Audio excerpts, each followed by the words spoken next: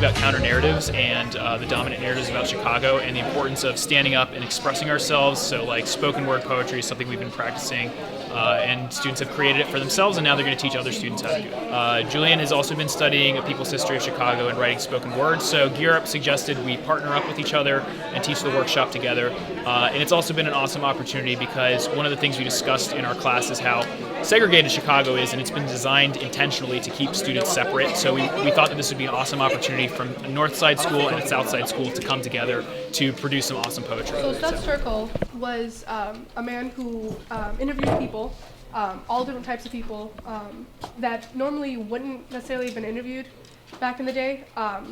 People who had different stories and different viewpoints on life that wasn't necessarily the dominant narrative, since we're talking about dominant and counter narratives.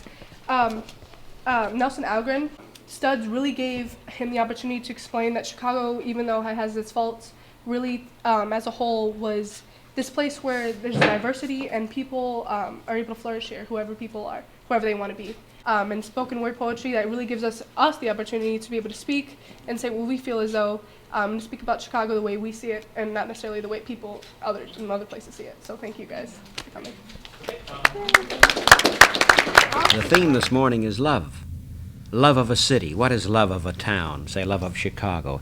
Is it someone saying that this is the most beautiful city? Or this is the most growing of cities? Or we have the prettiest parks? Or we have the prettiest lakefronts?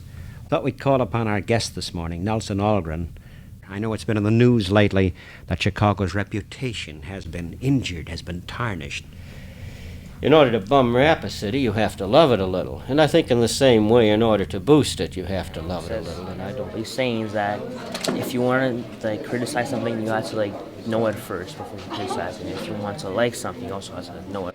I think that's really true because you can't judge something before you know anything about it. It's like people judge Chicago as a whole. People say Chirac, and it's a very negative connotation behind Chicago. Like people always think about the violence. I think it's important that people understand that Chicago isn't violent. Chicago isn't pain and negativity. Chicago is light. Like Chicago is good and bad. It's yin and yang. It has a balance with the bad things and the good things. And I think people really need to understand that when it comes to my city, because I was born and raised here.